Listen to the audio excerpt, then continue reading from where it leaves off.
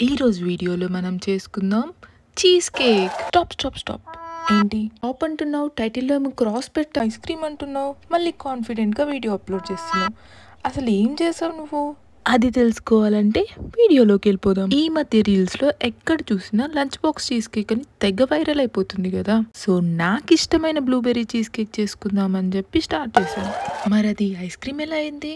అందుకే నేను చేసిన మిస్టేక్స్ చెప్తున్నా, విను. ఫస్ట్ మిస్టేక్, సెకండ్ లేయర్, అదే మన చీజ్ లేయర్. నేను పాలు విరగొట్టి పన్నీర్ లాగ్ చేసి యూజ్ చేసుకున్నాను. మీరు ఏదో చీజ్ ఆర్ పన్నీర్ యూజ్ చేసుకోవచ్చు. నేను ఇందులో క్రీమ్ అండ్ మిల్క్ మేడ్ ఎక్కువ యాడ్ చేసేసాను.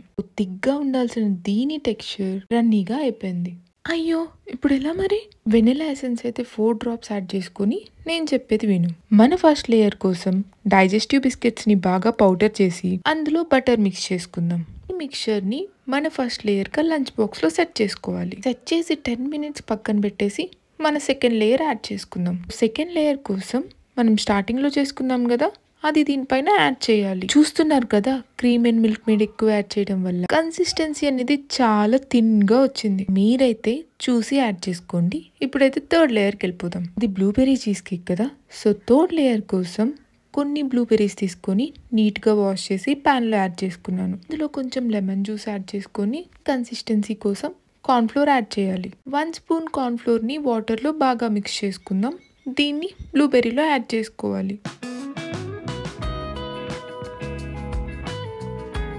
ఇందులో నేను హనీ యాడ్ చేస్తున్నాను స్వీట్నెస్ కోసం. కావాలంటే sugar or any sweetener of your choice add చేసుకోవచ్చు.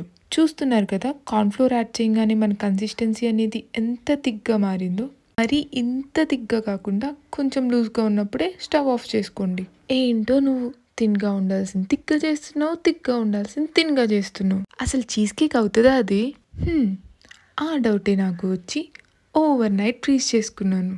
మీరు either 8 hours or overnight freeze చేసుకోండి. చేసుకుంటాం కానీ లేట్ చేయకుండా ఓపెన్ చేస్తే అసలు ఏం చేసావో మేము చూస్తాం. వావ్, తిగ్గా వచ్చిందే. మరి ఫ్లాప్ అని ఎందుకన్నావు? అది తెలుసుకునే ముందు మన సెకండ్ లేయర్ పైన third layer blueberry layer set చేద్దాం. 3 layers కంప్లీట్ అయిపోయింది. చూడటానికి చాలా బాగుంది. ఇక టేస్ట్ విషయంకి వస్తే చీజ్ కేక్ లాగా అయితే లేదు, కానీ second layer ice cream taste రావడం వల్ల చాలా ఎమ్మీగా చాలా బాగుంది. ఏమనాలో కమెంట్స్ లో మీరే చెప్పండి. చూడటానికి చాలా బాగుంది. నేను ఇప్పుడు ప్రిపేర్ చేసుకుంటా. ఆగు, నచ్చింది కదా, లైక్ అండ్ సబ్స్క్రైబ్ చేయి.